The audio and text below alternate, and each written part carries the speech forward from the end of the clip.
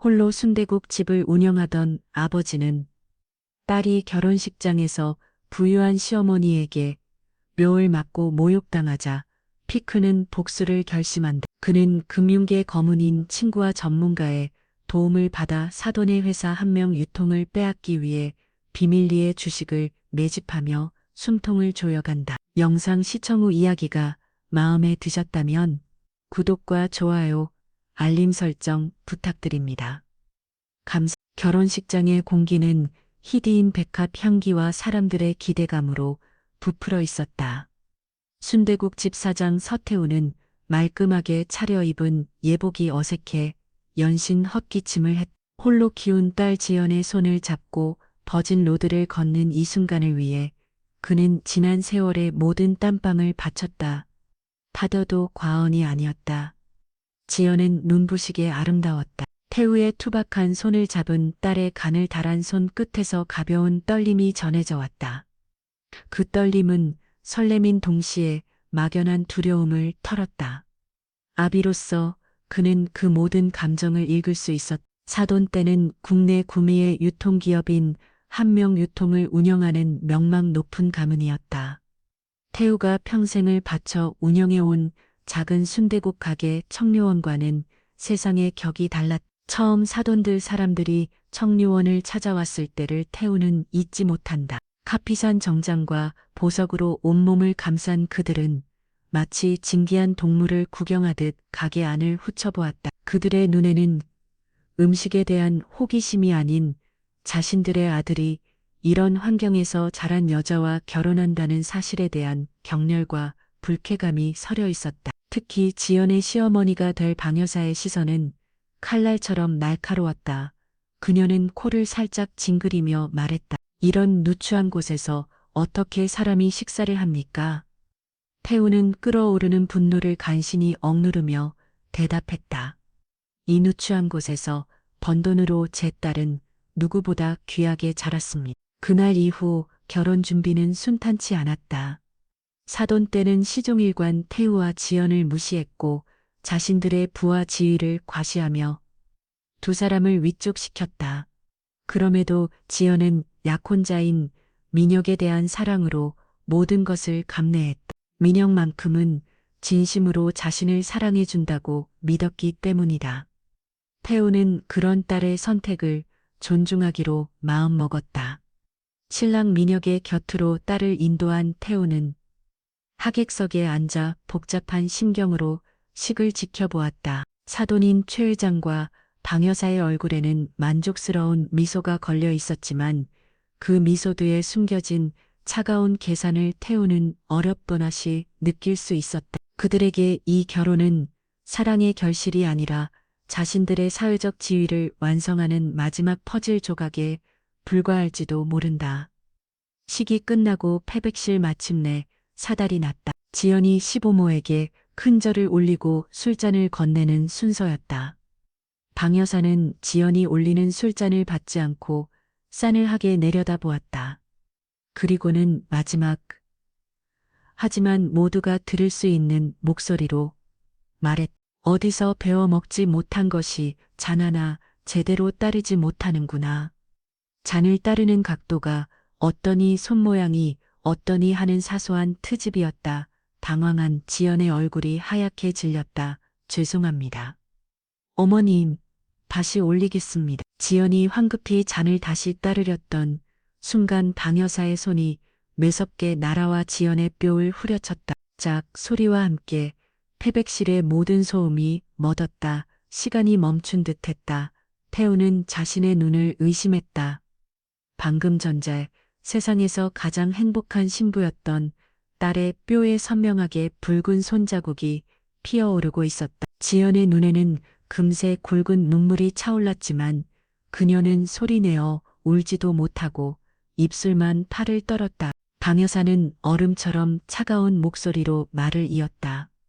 이래서 근본 없는 집안과는 연을 맺는 게 아니었는데 내 어미가 없어서 가정교육을 이따위로 받은 것이냐.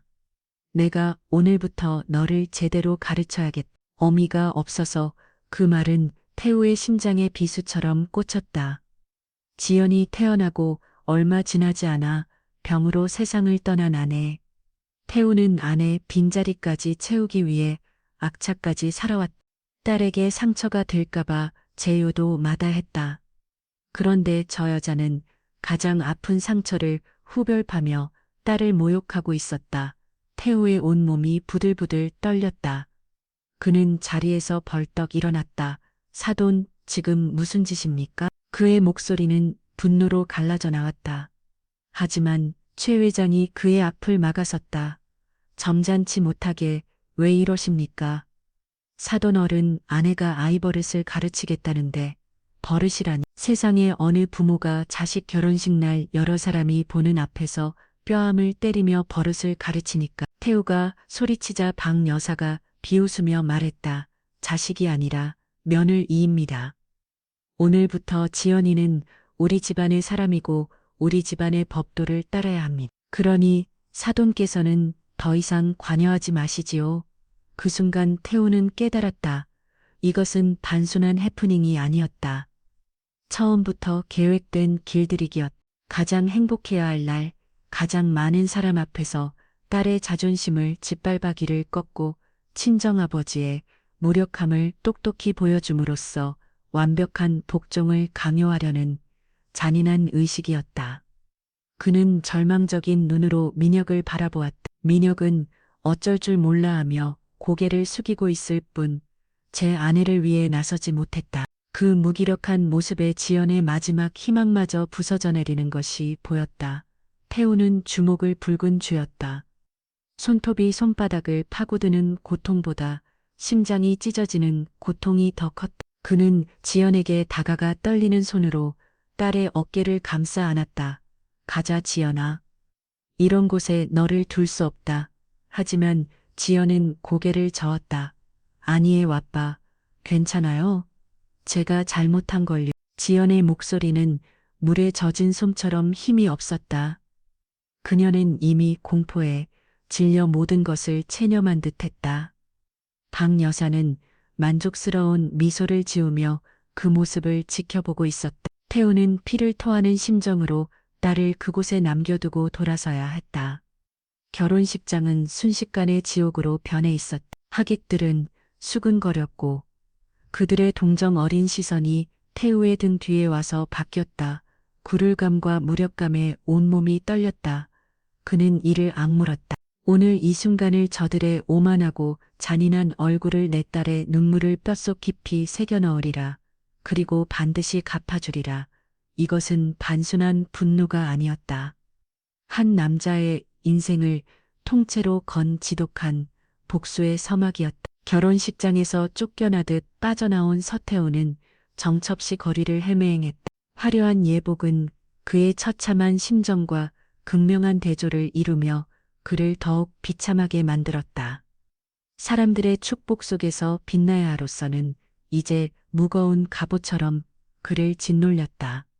머릿속에서는 패백실의 광경이 끊임없이 재생되었다. 짝소리와 함께 돌아가던 딸의 얼굴, 뼈에 선명하게 피어오르던 붉은 손자국, 그리고 그 모든 것을 싸늘하게 내려다보던 시어머니의 격렬 어린 눈빛.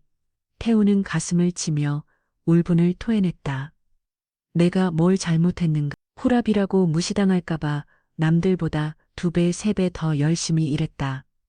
남의 돈 한 푼 대어 먹지 않고 정직하게 살았다. 딸에게만큼은 세상의 모든 좋은 것만 보여주고 싶었다. 그런데 그 결과가 고작 이것인가? 내 딸이 수많은 사람 앞에서 짐승처럼 뼈를 맞고 모욕을 당하는 꼴을 무력하게 지켜봐야 하는 것인가? 그는 어느새 자신의 가게 청료원 앞에 서 있었다. 맑은 흐름의 근원이라는 뜻의 가게 이름은 그의 삶의 좌우명이기도 했다. 언제나 정직한 재료로 린하게 우려는 국물처럼 그의 인생도 그렇게 맑고 곱게 흐르기를 바랐다. 하지만 오늘 그 맑은 흐름은 더럽고 추악한 흙탕물에 의해 완전히 오염되고 말았다. 그는 굳게 닫힌 가게 문을 열고 안으로 들어섰다. 불 꺾은 가게 안에는 익숙한 돼지뼈 국물 냄새가 희미하게 남아 있었다. 그 냄새는 그의 땀과 눈물이 배어있는 지난 세월의 증거였다. 그는 주방으로 들어가 가장 큰 소답했었다. 이 솥에 얼마나 많은 뼈를 넣고 얼마나 많은 밤을 새워가며 국물을 우려했던 딸의 학비를 벌기 위해, 딸의 옷 한 벌을 사주기 위해 그는 깊어치 뜨거운 불 앞에서 자신의 청춘을 태웠다. 그런데 그 모든 노력이 저들에게는 한낱 근본 없는 장사치의 발버둥으로 밖에 보이지 않았던 것이다. 분노가 치밀어 온 태우는 선반 위에 있던 뚝배기들을 닥치는 대로 집어 던지기 시작했다. 와장창 소리를 내며 뚝배기들이 바닥에 부딪혀 산산조각 났다. 가게 안은 순식간에 아수라장이 되었다. 그는 미친 사람처럼 울부짖으며 모든 것을 부쉈다. 하지만 아무리 부수고 소리쳐도 가슴 속에 불떡이는 사그라들지 않았다. 한참을 그러다 그는 젠더미가 된 가게 바닥에 주저앉아 허탈하게 웃었다. 그래, 부숴라. 다 부숴버려라. 어차피 저들에게 나는 이 깨진 뚝배기 조각과 다를 바 없는 존재일 테니. 그때 그의 눈에 낡은 사진 한 장이 들어왔다. 선반 구석에 놓여 있던 병으로 세상을 떠난 아내와 갓난아기인 지연을 품에 안고 찍은 사진이요. 사진 속 젊은 태우는 세상을 다 가진 듯 행복하게 웃고 있었다. 아내는 금방이라도 쓰러질 듯 병색이 완연했지만 딸을 바라보는 눈빛만은 세상 누구보다 따뜻했다. 그는 떨리는 손으로 사진을 집어들었다. 여보, 미안하오. 내가 우리 지연이를 지키지 못했어. 당신이 내게 남기고 간 유일한 보물인데 내가 너무 무릎하고 약해서 저런 놈들에게 짓밟히게 내버려뒀어. 그의 눈에서 뜨거운 눈물이 쉴 새 없이 흘러내렸다. 얼마나 울었을까. 억물샘이 마를 때쯤 그의 마음속에 뜨거운 분노 대신 차가운 결심이 자리 잡기 시작했다. 이대로 무너질 수는 없. 저들에게 당한 치욕을 눈물로만 씻어낼 수는 없. 그들이 나의 모든 것을 격렬하고 짓밟았다면 나 또한 그들의 가장 소중한 것을 빼앗아 무너뜨려야 한다. 그들이 돈과 권력계고 내 딸을 모욕했다면 나는 그들의 돈과 권력의 기반을 송두리째 흔들어버릴 것이다. 그것이 아버지로서 내 딸에게 해줄 수 있는 유일한 속죄자 진정한 복수다. 그는 자리에서 일어났다. 눈빛은 더 이상 슬픔에 젖어 있지 않았다. 이글거리는 불꽃이 타오르고 있었다. 그는 가게 안쪽 자신만의 작은 공간으로 들어갔다. 벽장 깊숙한 곳에 넣어두었던 낡은 나무 상자를 꺼냈다. 상자 안에는 먼지 쌓인 앨범과 함께 낡은 명함 한 장이 들어있었다. 저맘에는 오성자산 운영 대표 오기준이라고 적혀 있었다. 정선 이기준. 태우와는 고아원 시절부터 함께 자란 유일한 친구였다. 태우는 정직한 노동의 길을 기준은 돈의 흐름을 좇는 금융계의 길을 걸으며 서로 다른 세상에 살게 되었지만 마음속 깊은 곳에서는 언제나 서로를 응원하고 있었다. 태우는 장사하며 힘든 일이 있을 때마다 기준의 성공을 생각하며 위안을 삼곤 했다.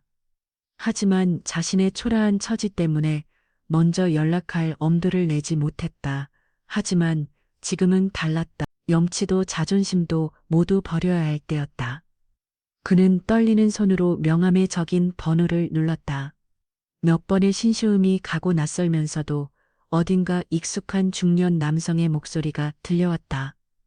여보세요. 태우는 마른 침을 삼키고 입을 열었다. 기준아, 나 태우다. 서태우. 수화기 너머에서 잠시 침묵이 흘렀다. 이내의 놀라움과 반가움이 뒤섞인 목소리가 터져나왔다. 서태우, 정말 내가 맞느냐? 이놈아, 어떻게 된 거야? 수십 년 동안 연락 한 번 없다. 태우는 울컥 차오르는 감정을 억누르며 말했다. 기준아, 부탁이 있다. 내 도움이 필요하다. 태우의 목소리에 담긴 절박함을 느꼈는지 기준의 목소리도 진지해졌다. 무슨 일이냐? 말해봐라. 태우는 지난 몇 시간 동안 겪었던 지옥 같은 일들을 토해내듯 털어놓았다. 그의 이야기가 끝났을 때 기준은 한동안 말이 없었다. 태우는 심장이 타들어가는 것 같다. 역시 무리한 부탁이었을. 그때 기준이 마지막하지만 강철처럼 단단한 목소리로 말했다. 그놈들 회사 이름이 뭐라고 했지? 한명 유통, 알겠다. 내일 당장 내 사무실로 와라. 복수? 그런 시시한 말이 아니다.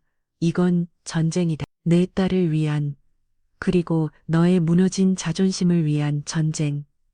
내가 기꺼이 내 무기가 되어주마. 전화를 끄는 태우는 창밖을 보았다.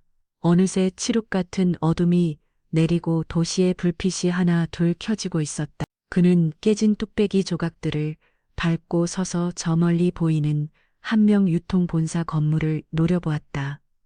이제 주사위는 던져졌다. 순대국을 만들던 그의 투박한 손은 이제 거대한 기업을 무너뜨릴 칼을 쥐게 될 것이다. 제 더미 속에서 한 아버지의 지독한 복수가 조용히 막을 올리고 있었다. 다음 날 아침 서태우는 밤새 한숨도 자지 못한 퀴원 눈으로 오기준의 사무실이 있는 여의도 초고층 빌딩 앞에 섰다.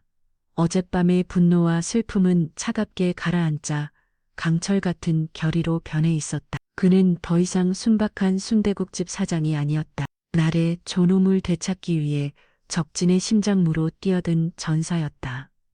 빌딩 로비의 화려함과 분주함은 그가 평생 살아온 세계와는 너무나도 달랐다. 최고층에 위치한 5성 자산 운영의 사무실에 들어선 잘 차려입은 비서가 정중하게 그를 대표실로 안내했다. 육중한 원목문이 열리자 통유리 창 너머로 서울의 전경이 한눈에 들어오는 거대한 사무실이 나타났다.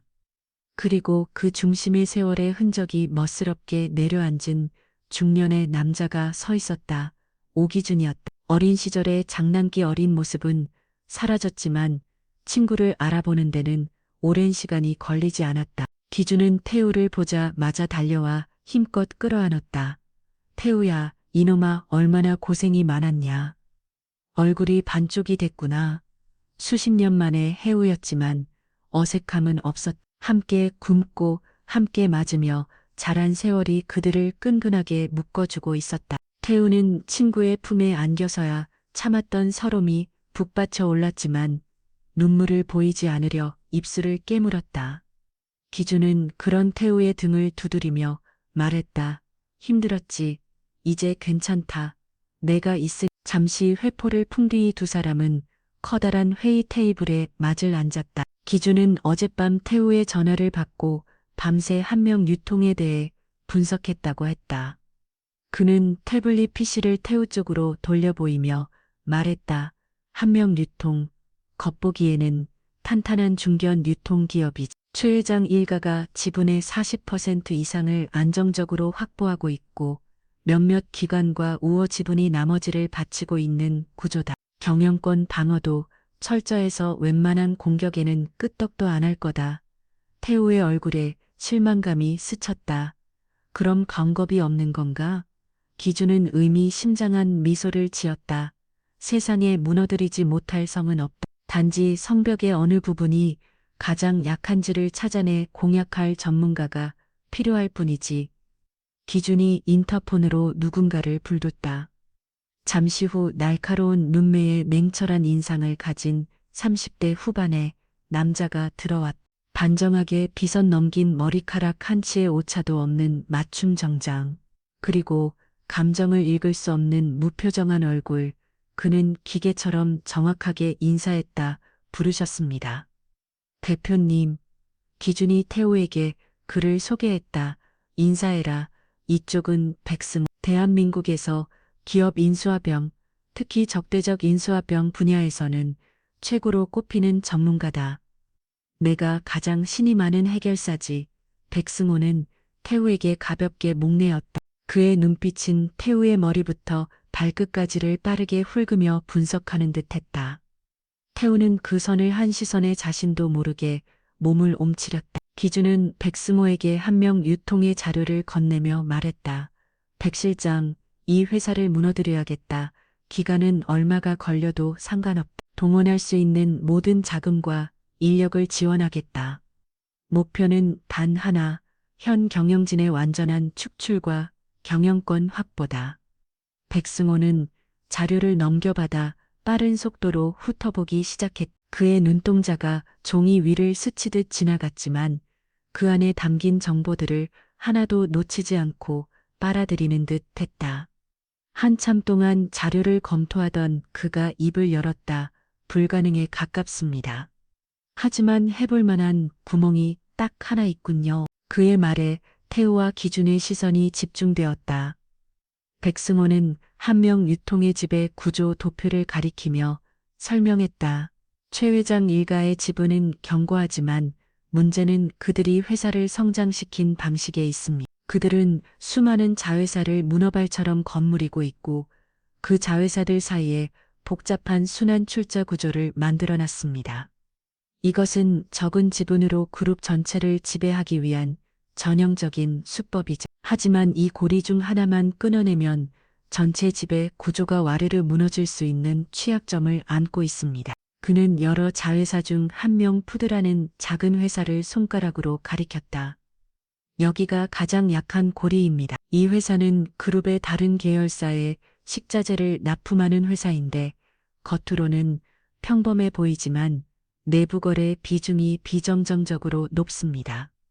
아마 최 회장 일가의 비자금을 조성하는 비밀 창고 역할을 하고 있을 겁니다. 만약 우리가 이 회사의 비리를 터뜨려 경영에 타격을 주고 동시에 시장에 풀려 있는 한명 유통의 지분을 비밀리에 최대한 많이 확보한다면 승산이 있습니다. 그의 설명은 막힘이 없었고 목소리에는 차가운 자신감이 넘쳤다. 그는 복잡한 금융 용어와 전략을 태우가 이해하기 쉽게 풀어 설명하는 새 시만도 보였다. 태우는 그의 모습에서 피도 눈물도 없는 맹렬한의 모습과 함께 자신의 분야에 대한 완벽한 전문성과 열정을 동시에 느꼈다. 기준이 물었다. 구체적인 계획은 어떻게 되지? 네. 백승호는 태블릿 화면에 작전 계획을 띄웠다. 첫째, 차명 계좌 수십 개를 이용해 시장의 의심을 피하며 한명 유통의 주식을 꾸준히 매입합니다. 목표는 최소, 자금은 오성 자산 운용의 투자금으로 위장합니다. 둘째, 동시에 저와 제 팀이 한명 푸드의 내부 비리를 파헤치 겁니다. 뇌계, 장부 내부 고발자 모든 조스, 그들의 숨통을 끊어놓을 결정적인 증거를 찾아내 겁니다. 셋째, 충분한 지분과 증거가 확보되면 주주총회에서 모든 것을 폭로하고 표대결을 통해 경영권을 가져옵니다. 기관 투자가 들고와 소액 주주들을 우리 편으로 만드는 것이 관건이 될 겁니다. 계획은 완벽해 보였다. 하지만 태우의 마음 한구석에는 불안감이 남아 있었다.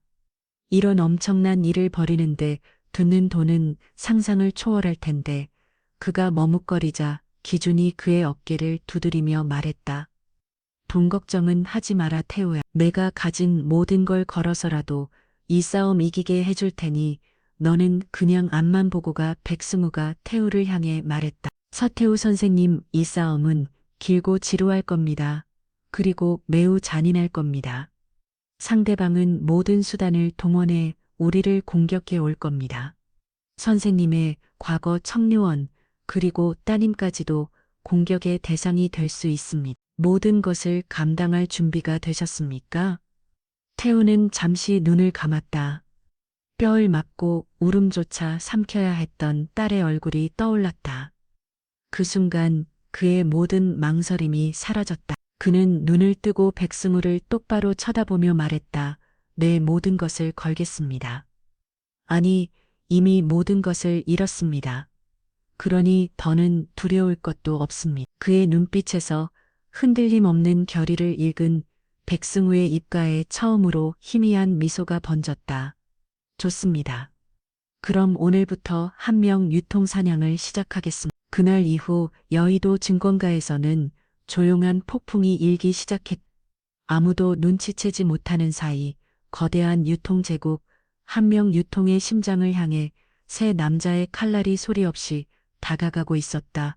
복수의 설계는 끝났다. 이제 실행만이 남았을 뿐이었다. 작전이 시작된 후 서태후의 일상은 완전히 뒤바뀌었다.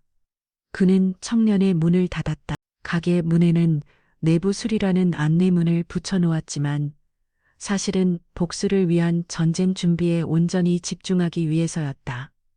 그의 센 일터는 오기준이 마련해준 여의도의 한적한 오피스텔이었다. 그것은 백승우가 이끄는 엠면도 팀의 비밀 아지트였다. 태우는 그곳에서 매일 아침 백승우와 그의 팀원들로부터 기업 경영과 주식시장, 재무제표 분석 등 평생 들어보지도 못했던 생소한 지식들을 배워나갔다. 처음에는 모든 것이 외계어처럼 들렸다. 하지만 그는 딸을 생각하며 이를 악물고 공부에 매달렸다. 순대국 육수를 우려낼 때의 정성으로 그는 복잡한 숫자와 그래프들을 파고들었다. 백승우는 냉정했지만 유능한 스승이었다. 그는 태우의 눈높이에 맞춰 차근차근 설명해 주었고 태우가 한명 유통이라는 적을 완벽하게 이해할 수 있도록 도왔다. 적을 무너뜨리려면 적보다 그 회사를 더 잘 알아야 합니다. 백승우가 입버릇처럼 하는 말이었다. 태우는 한명 유통의 창업 역사부터 시작해 최 회장의 경영 스타일, 계열사 간의 내부 거래, 매역 심지어 오너 일가의 사소한 스캔들까지 모든 정보를 머릿속에 집어넣었다. 알아가면 알아갈수록 한명 유통의 부도덕하고 추악한 민낯이 드러났다. 그들은 하청 업체를 쥐어짜고 노동자들을 부당하게 해고하고 온갖 편법을 동원해 세금을 탈루하며 부를 쌓았다. 태우가 정직하게 땀 흘려본 돈을 경멸했던 그들의 부는 결국 다른 사람들의 피와 눈물 위에 세워진 성이었다. 분노는 그의 학습 의지를 더욱 불태웠다. 한편 백승우의 팀은 소리 없는 사냥을 시작했다. 그들은 수십 개의 차명 계좌를 통해 조금씩 한명 유통의 주식을 사들였다. 하루 거래량에 영향을 주지 않는 선에서 시장의 의심을 사지 않도록 교묘하게 움직였다. 마치 거대한 뱀이 먹이감에 숨통을 서서히 조여가듯 그들은 조용하고 끈질기게 한명 유통의 지분을 잠식혀 나갔다. 태우는 매일 아지트의 대형 스크린에 표시되는 지분율 그래프를 초조하게 지켜보았다. 2% 숫자가 아주 조금씩 올라갈 때마다 그는 희열과 함께 피가 마르는 듯한 긴장감을 느꼈다. 이 숫자 하나하나가 딸의 복수를 위한 총알이었다. 류다른 팀은 백승우의 지휘 아래 한명 푸드의 비리를 파헤치고 있었다. 그들은 전직 한명 푸드 재무팀 직원을 찾아내 거액의 보상금을 약속하고 내부 자료를 넘겨받았고 최 회장의 운전기사에게 적군의 비자금 흐름에 대한 결정적인 증언을 확보하기도 했다.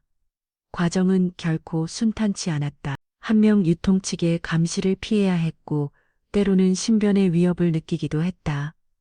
하지만 백승우의 팀은 한치의 흔들림도 없이 목표를 향해 나아갔다. 그들은 돈을 받고 움직이는 전문가들이었지만 그들의 눈에서는 단순한 직업 의식을 넘어 부패한 권력에 대한 싸늘한 분노가 느껴졌다.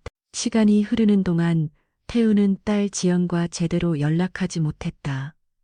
결혼식 이후 박 여사는 지연의 모든 통화 내용을 감비했고 친정과의 연락을 엄격히 통제했다. 어쩌다 연결된 통화에서 지연은 밝은 목소리로 괜찮다고 말했지만 그 목소리 끝에 걸린 미세한 떨림을 태우는 놓치지 않았다. 딸이 그 지옥 같은 곳에서 홀로 고통을 감내하고 있다고 생각하면 당장이라도 달려가 모든 것을 뒤엎고 싶었지만 태우는 간신히 참아냈다. 어설픈 감정 표현은 딸을 더욱 힘들게 할 뿐이었다. 지금은 철저히 자신을 숨기고 칼을 갈아야 할 때였다. 그는 지연에게 아빠는 괜찮으니 너만 생각해라. 무슨 일이 있어도 버텨야 한다. 는 말밖에 해줄 수 없었다. 전화를 끊고 나면 그는 오랫동안 허공을 보며 눈물을 삼켰다.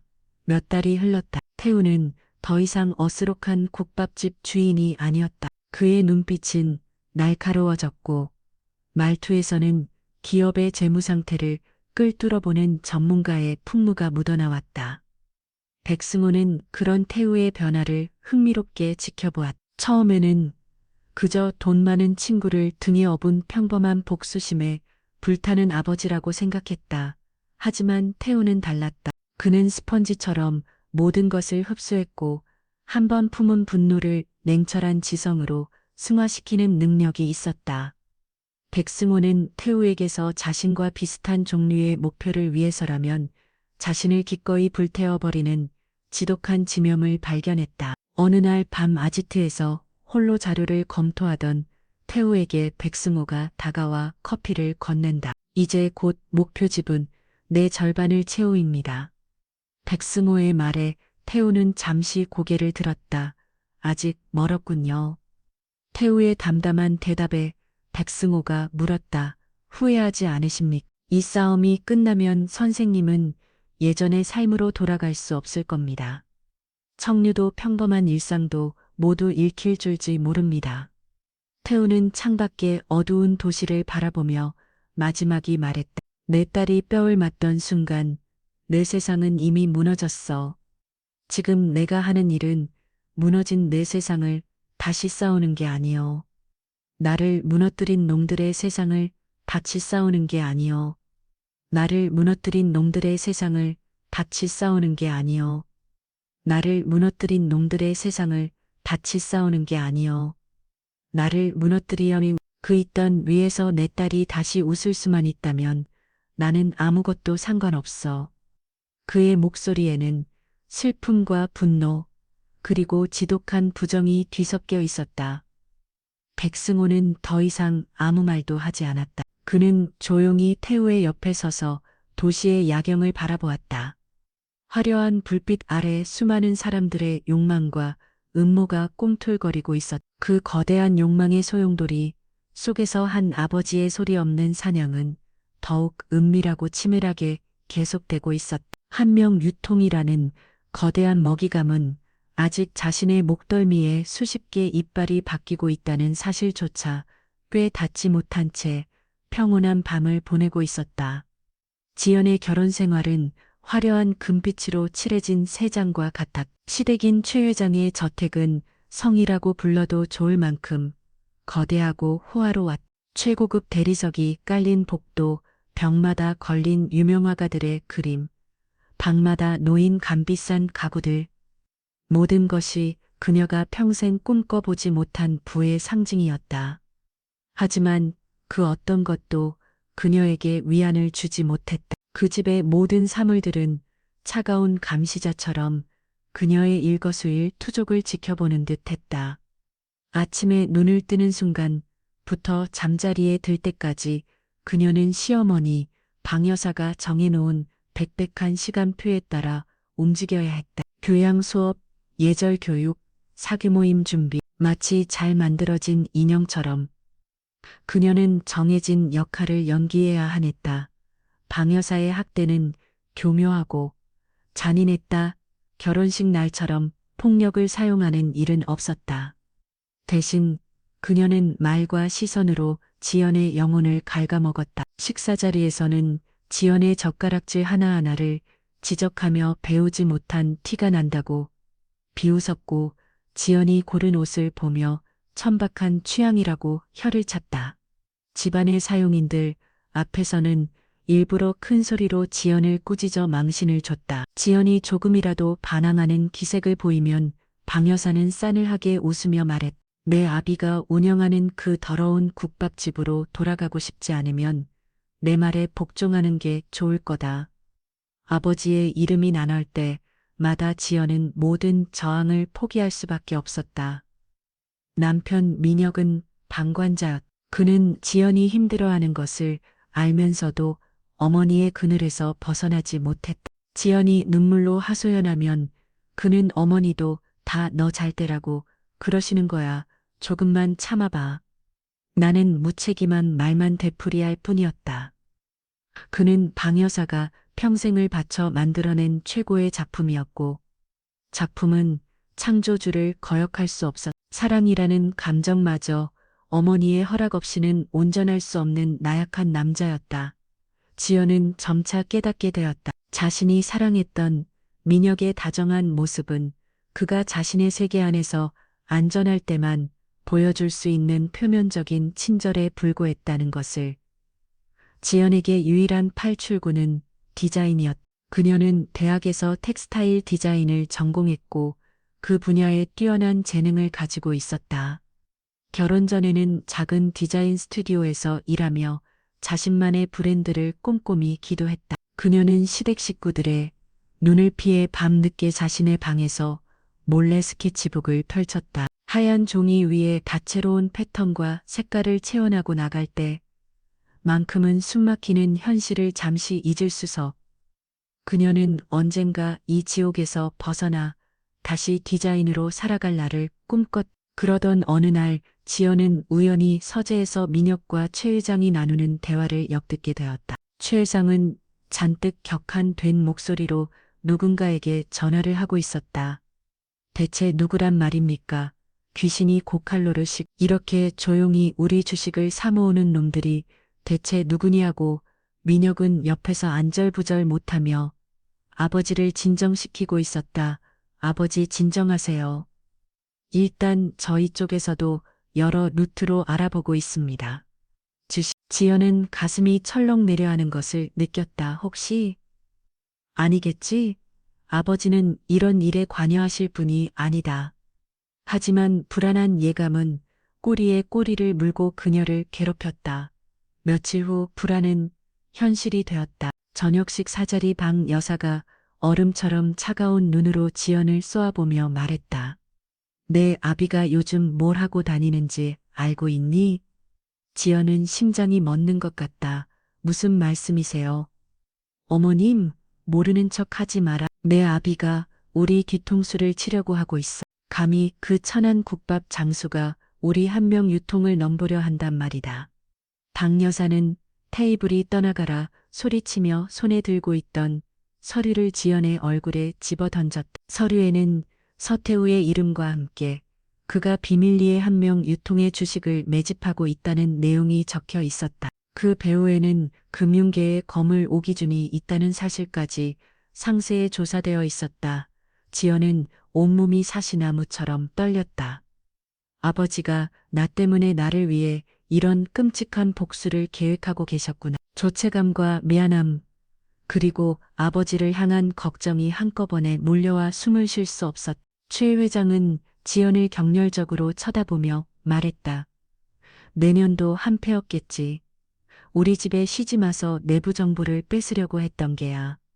아니에요.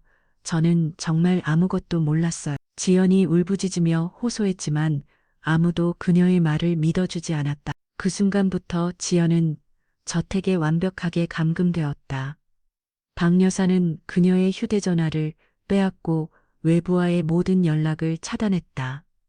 방 밖으로 한 발짝도 나갈 수 없게 되었고 방문 앞에는 권장한 경호원들이 배치되었다. 금빛 쇠장은 이제 차가운 쇠창살이 바뀐 진짜 감옥이 되었다. 혼자 방에 갇힌 지연은 절망감에 몸부림쳤다. 아버지의 복수 계획은 이미 시작되었고 자신은 아무것도 할 수 없었다. 오히려 자신의 존재가 아버지의 발목을 잡는 인질이 되어버린 꼴이었다. 그녀는 며칠 동안 식음을 전폐하고 눈물만 흘렸다. 그러다 문득 이대로 무너져서는 안 된다는 생각이 들었다. 아버지는 지금 홀로 거대한 제국과 싸우고 계신다. 내가 약해지면 아버지도 흔들릴 것이다. 내가 할 수 있는 일이 분명 있을 것이다.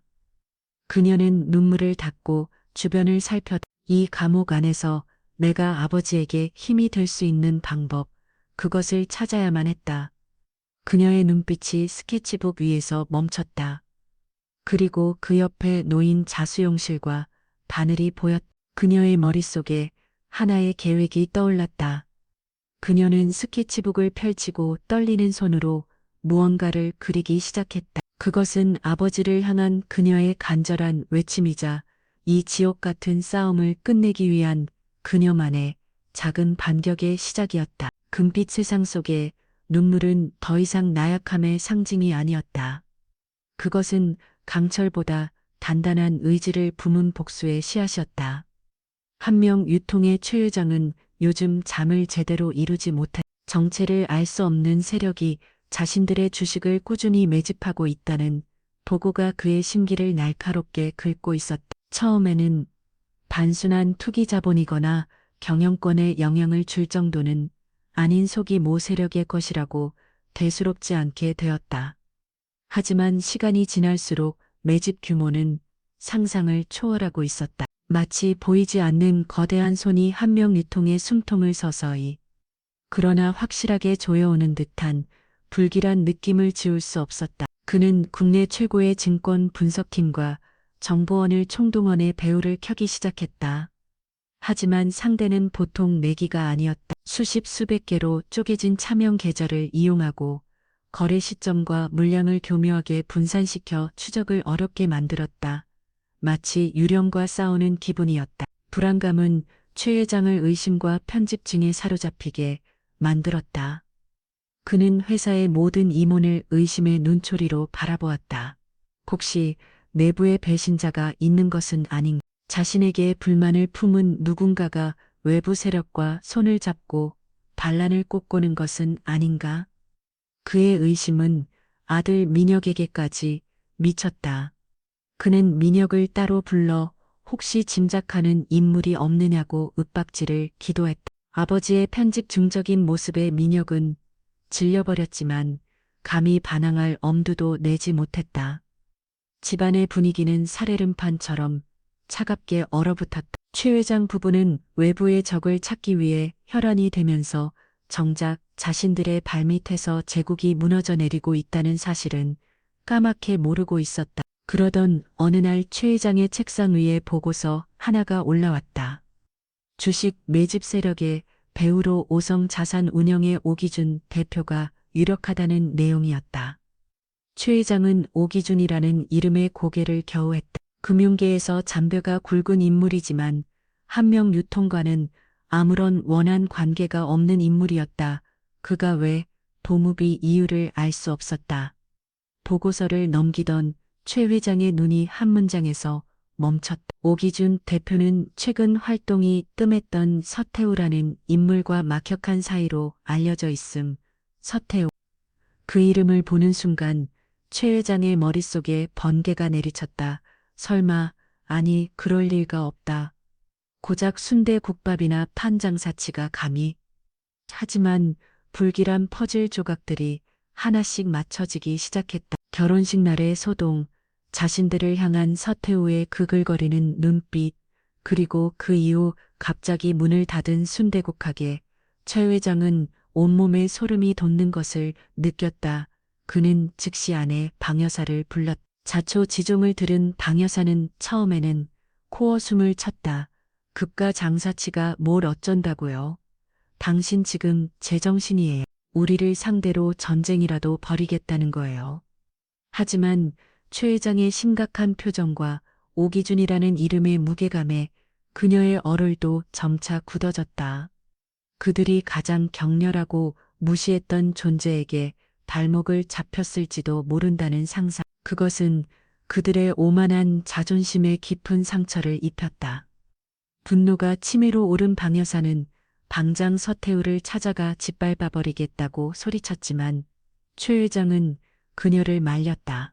섣불리 움직였다가 놈들의 덫에 걸려들 수 있어. 일단은 저들이 뭘 원하는지 어디까지 알고 있는지 파악하는 게 우선이야. 그날 이후 최 회장은 백방으로 서태우의 행적을 추적했다. 하지만 서태우는 마치 땅으로 꺼지기라도 한 듯 흔적을 찾을 수 없었다. 청류원 가게는 굳게 닫혀 있었고 살던 집도 비어 있었다. 그들이 유일하게 서태우와 연결될 수 있는 고리는 며느리 이지연뿐이었다. 최 회장 부부는 지연을 불러 서태우의 행방을 추궁했지만 지연은 아무것도 모른다고 할 뿐이었다. 그녀의 겁에 질린 눈빛을 보며 최 회장은 그녀가 정말로 일과 관련이 없다고 판단했다. 하지만 동시에 그녀가 서태우를 옮기길 유일한 카드가 될 수 있다는 잔인한 생각에 사로잡혔다. 한편 여의도의 비밀 아지트에서는 백승호가 만족스러운 미소를 지으며 스크린을 바라보고 있었다. 화면에는 한명 유통의 주가 그래프와 함께 최 회장 측의 움직임을 분석한 데이터가 실시간으로 업데이트되고 있었다. 드디어 미끼를 물었군요. 백승호가 말했. 저들이 우리의 배우를 서태후 선생님으로 확신하기 시작했습니다. 이제부터 저들은 혼란에 빠져 실수를 연발하게 될 겁니다. 태우는 착잡한 표정으로 화면을 응시했다. 자신의 존재가 드러났다는 것은 이제 딸 지연에게 더 큰 위험이 닥칠 것이라는 의미기도 했다. 그가 불안한 기색을 보이자 옆에 있던 오기준이 그의 어깨를 두드렸다. 걱정 마라, 태우야. 모든 것은 백 실장의 계획 안에 있다. 그리고 우리가 이길 싸움이다. 백승호는 작전의 다음 단계를 지시했다. 이제부터 한명푸드에 대한 압박을 시작합니다. 우리가 확보한 비니 자료 중 가장 가벼운 것부터 하나씩 언론에 흘리십시오. 단 출처는 철저히 숨겨야 합니다. 마치 내부 고발자가 터뜨린 것처럼 보이게 만드십시오. 그의 지시에 따라 며칠 후 한 경제지에 한명푸드 계열사 일감 몰아주기 의혹이라는 작은 기사가 씌었다. 처음에는 아무도 주목하지 않는 단신 기사였다. 하지만 그것은 거대한 댐에 생긴 작은 균열이었다. 그 작은 균열이 머지않아 대문 전체를 무너뜨릴 균열을 만들어낼 것이라는 사실을 아직 최 회장은 깨닫지 못하고 있었다. 그는 여전히 서태후라는 개미를 어떻게 밟아 죽일지만을 고민하고 있었다. 제국의 성벽에 첫 균열이 가는 소리를 듣지 못한 채 한명푸드의 비리를 암시하는 첫 기사는 예상대로 큰 파장을 일으키지 못했다. 한명유통 측은 즉각 사실무근이라는 입장을 발표하고 언론사에 압력을 넣어 기사를 내리게 했다. 최 회장은 이것이 서태후 측의 어설픈 공격이라고 판단하고 코웃음을 쳤다. 고작 이 정도 수로 자신들을 흔들 수 있을 것이라 생각했다니 가스로울 뿐이었다. 그는 오히려 이번 기회를 서태후와 그의 가게 청류원을 사회적으로 매장시킬 절호의 기회로 삼기로 결심했다. 복수는 그렇게 하는 것이 아니라며 자신이 직접 보여주겠다는 심산이었다. 최 회장은 자신이 오랫동안 관리해온 언론사 간부들과 유명 시사 평론가들을 비밀리에 만났다. 그는 그들에게 거액의 돈을 쥐어주며 서태후에 대한 악의적인 기사와 방송을 내보내 달라고 청탁했다. 며칠 뒤 기다렸다는 듯이 공중파 방송과 주요 신문 지면에 돈 때문에 딸을 재벌가에 팔아넘긴 악덕 국밥집 사장의 실체라는 자극적인 제목의 기사들이 쏟아져 나오기 시작했다. 내용은 철저히 왜곡되고 조작되었다. 서태후는 하루아침에 딸의 결혼을 이용해 한모 챙기려다 실패하자 악심을 품고 대기업을 협박하는 파렴치 안으로 둔갑해했다. 그가 운영하던 청류원은 위생 불량의 탈세를 일삼는 비양심적인 가게로 매도되었다. 심지어 지연이 시집살이를 힘들어한다는 소문을 교묘하게 엮고 서태후가 딸을 사주해 이혼 위자료를 뜯어내려 한다는 악성 루머까지 퍼뜨렸다. 여론은 무섭게 돌아서었다. 사람들은 진실을 확인하려 하지 않았다. 그저 자극적인 이야기에 열광하며 서태후를 향해 손가락질했다. 청류원 가게 앞은 서태후를 비난하는 사람들로 연일 소란스러웠고 가게 유리창에는 욕설이 담긴 낙서와 오물이 던져졌다. 태후가 평생을 바쳐 쌓은 정직한 삶에 가치는 돈과 권력이 만들어낸 거짓의 힘 앞에 속수무책으로 무너져 내려 했다. 비밀 아지트에서 이 모든 상황을 지켜보는 태후의 마음은 갈기갈기 찢어졌다. 그는 괜찮았다. 어차피 모든 것을 걸고 시작한 싸움이었다.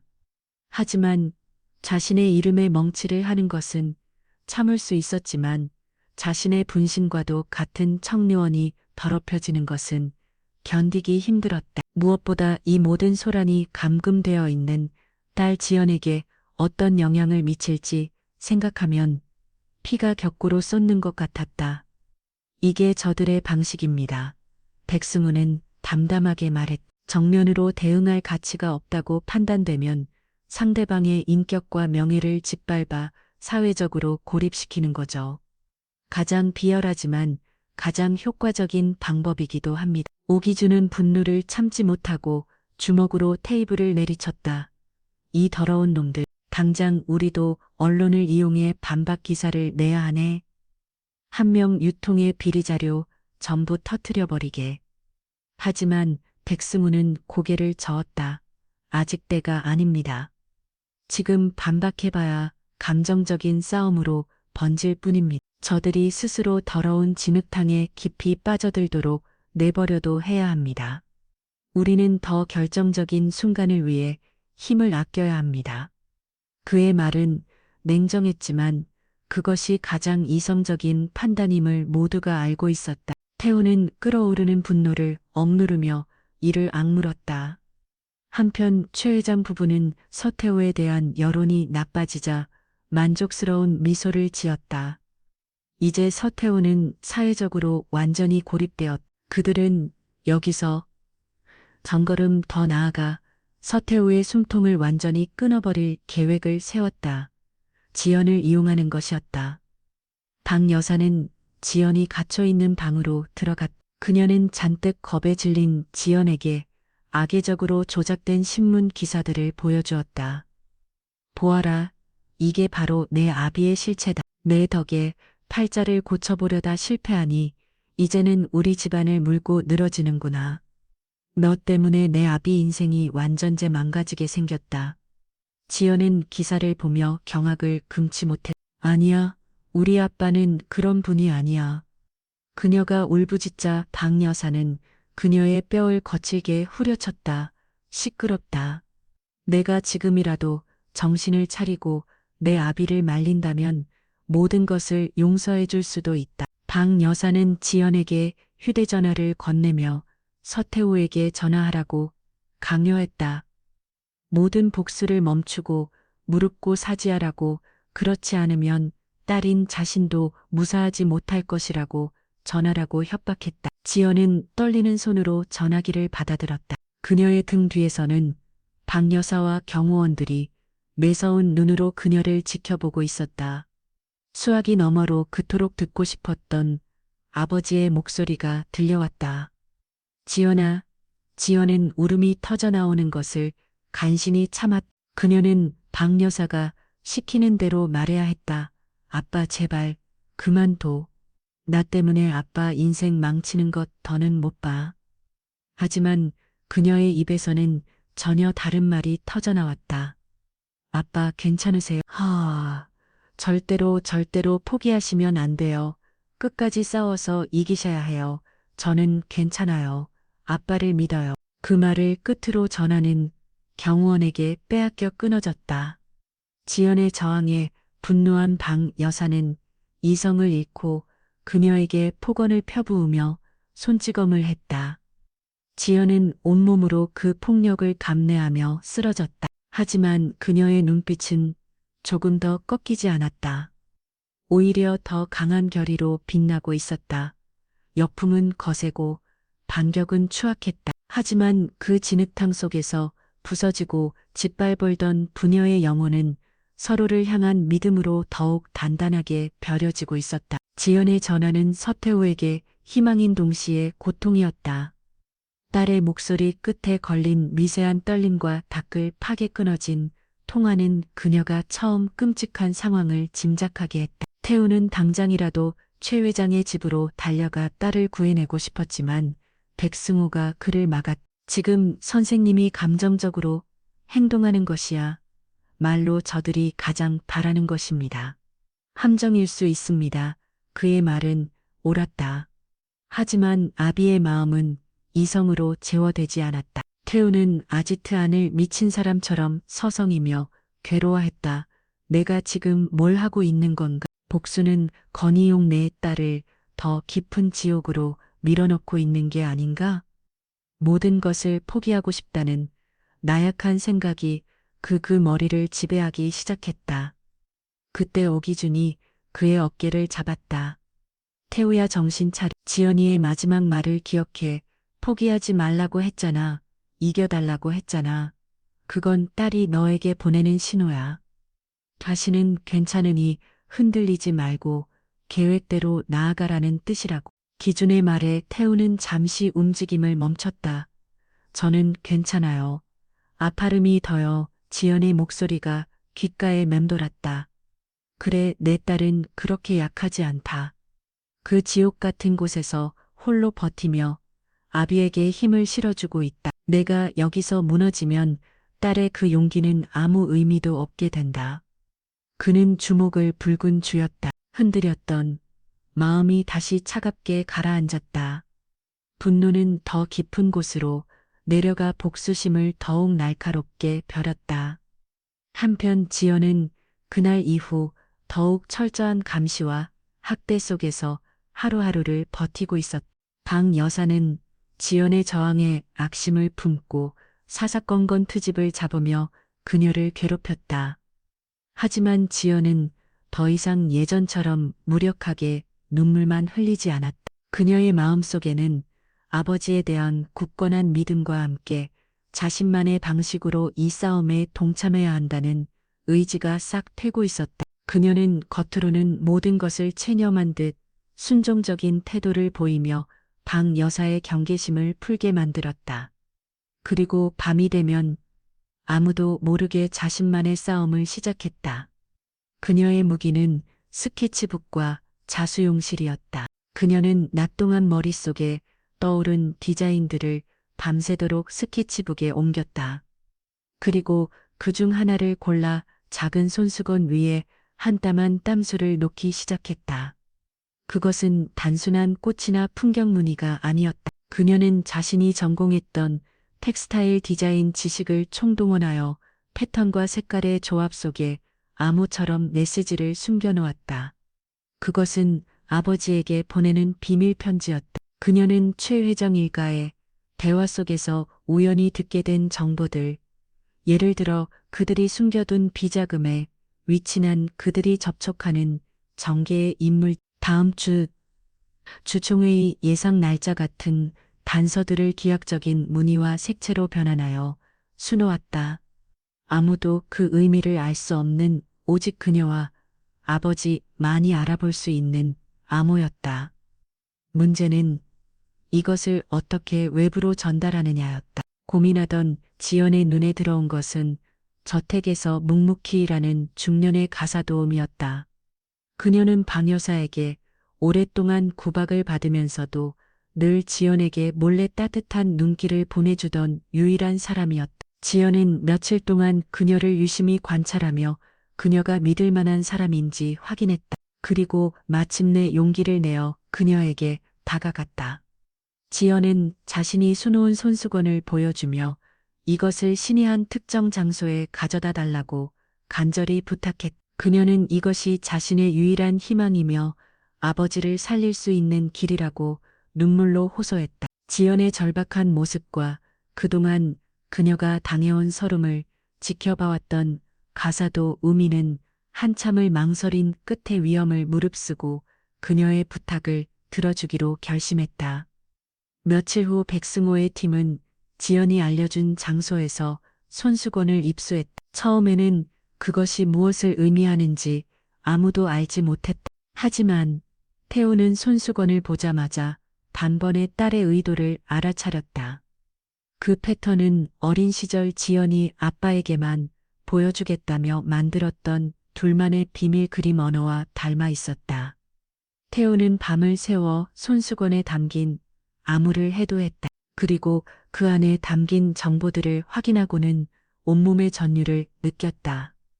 그것은 한 명 유통에 숨겨진 비자금 내역과 로비 장부를 가리키는 결정적인 단서들이었다. 딸이 저 지옥 같은 감옥 안에서 목숨을 걸고 찾아낸 정보였다. 괴물 같은 딸을 두셨군요. 아무 해도 결과를 보고받은 백승우가 경탄하며 말했다. 그의 무표정한 얼굴에 처음으로 존경심이 서렸다. 태우는 딸이 보내온 손수건을 부르진 채 소리 없이 울었다. 미안함과 고마움, 그리고 딸에 대한 자랑스러움이 뒤섞인 눈물이었다.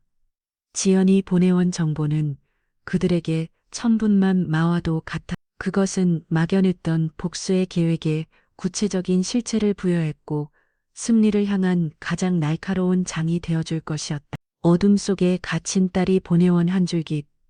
그 빛은 아버지의 흔들리던 복수심을 다시 한번 타오르게 만들었고 거대한 제국을 무너뜨릴 반격의 신호탄이 되었다.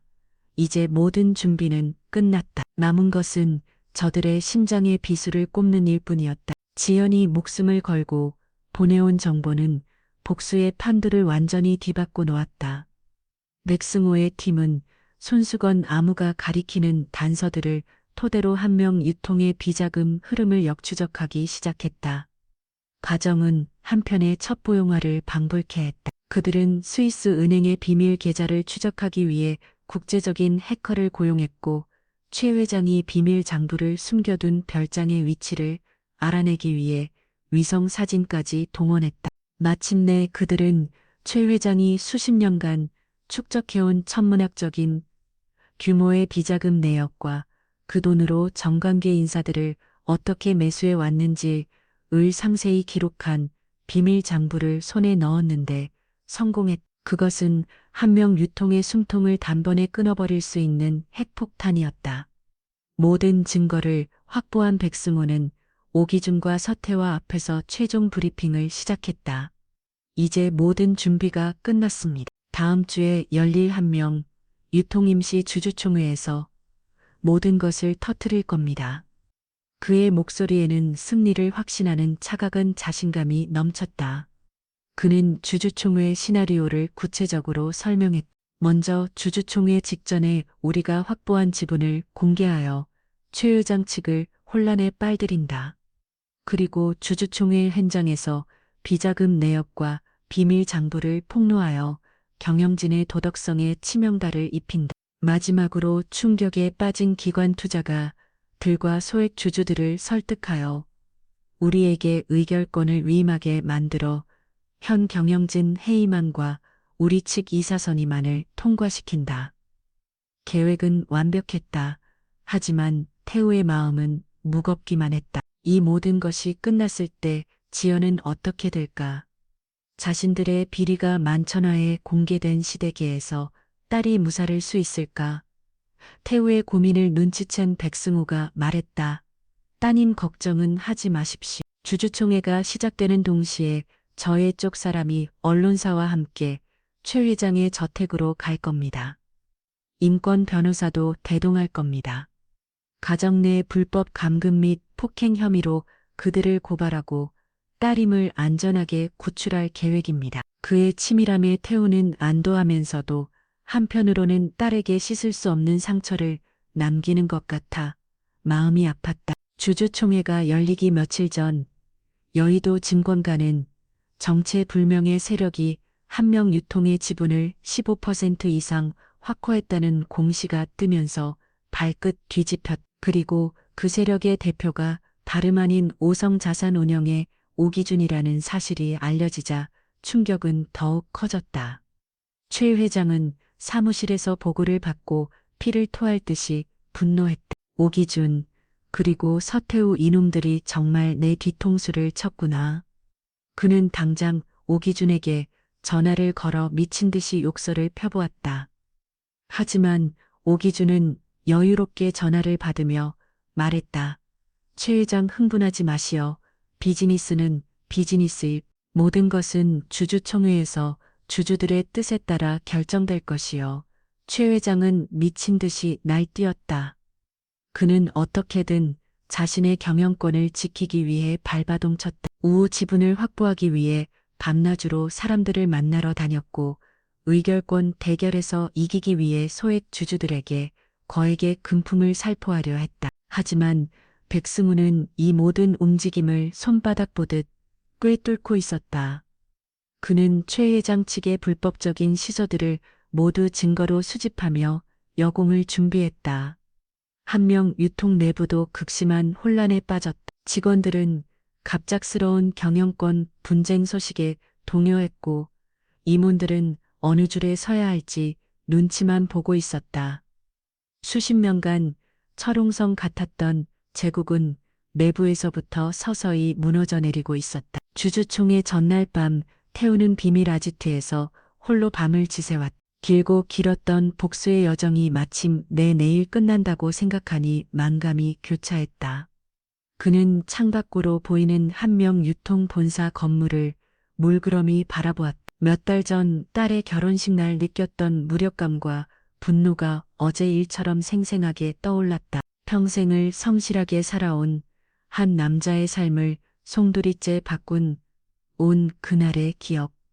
그는 이 복수가 과연 옳은 것인지, 이 싸움이 끝나면 자신에게 무엇이 남게 될지 스스로에게 물었다. 하지만 답은 정해져 있었다. 옳고 그름을 따지기 전에 그는 아버지였다. 딸을 위해 기꺼이 지옥 불에라도 뛰어들어야 하는 아버지. 그는 주머니에서 딸이 보내온 작은 자수 손수건을 꺼냈다.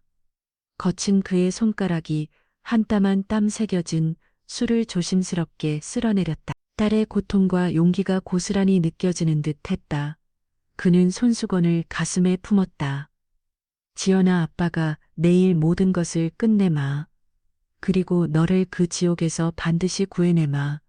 폭풍이 몰아치기 직전에 고요한 도시의 밤은 깊어지고 있었고 두 개의 거대한 세력은 운명의 날을 앞두고 마지막 숨을 고르고 있었다.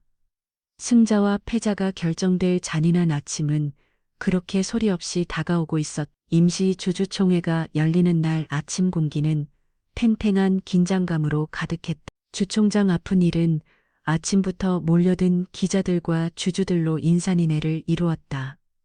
대한민국 유통업계의 강자로 군림해온 한명 유통의 경영권을 두고 벌어지는 희대의 표 대결을 취재하기 위한 열기는 뜨거웠다. 잠시 후 굳은 표정의 최 회장과 방 여사가 모습을 드러냈다. 기자들의 질문이 쏟아졌지만 그들은 굳게 입을 다문 채 경호원들의 호의를 받으며 주총장으로 들어갔다. 그들의 얼굴에는 초조함과 분노가 역력했다. 고지여 서태후와 오기준 그리고 백승호가 나타났다. 플래시가 일제히 터졌다. 모든 관심은 단연 서태후에게 쏠렸다. 허름한 순대국집 사장이 거대 기업에 맞서 싸운다는 드라마틱한 이야기는 이미 세간의 가장 큰 관심사였다. 태우는 예전의 어수룩한 모습이 아니었다. 잘 맞는 정장을 입은 그의 모습은 오랜 세월 풍파를 겪은 노련한 승부사처럼 보였다. 그의 눈빛은 흔들림 없이 단단했고 굳게 담은 입술에서는 결연한 의지가 느껴졌다. 기자가 그에게 심경을 묻자 그는 마이크를 향해 나지막하지만 힘있는 목소리로 말했다.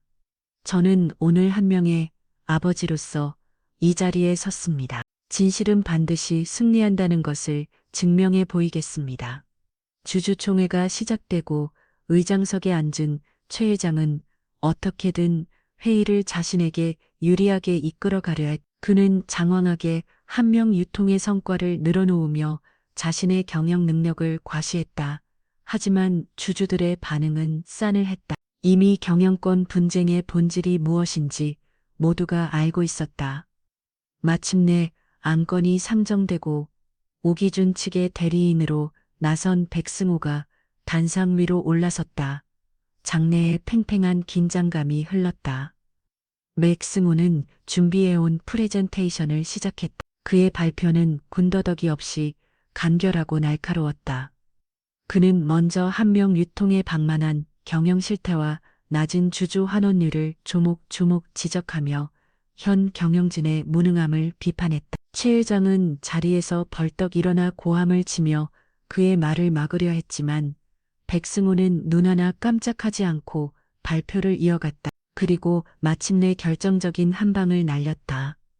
존경하는 주주 여러분, 여러분이 믿고 투자한 이 회사의 돈이 과연 어디에 쓰이고 있었는지 아십니까? 그의 말이 끝나기 무섭게 주총장 대형 스크린에 최 회장 일가가 수십 년간 조성해 온 비자금 내역과 해외 페이퍼 컴퍼니로 자금을 빼돌린 흐름도 그리고 정관계 인사들에게 불법적인 로비를 한 증거들이 적나라하게 펼쳐졌다. 장내에는 물을 끼얹었는데 조용해졌다.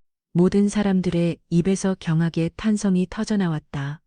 최 회장과 방 여사의 얼굴은 새하얗게 질렸다.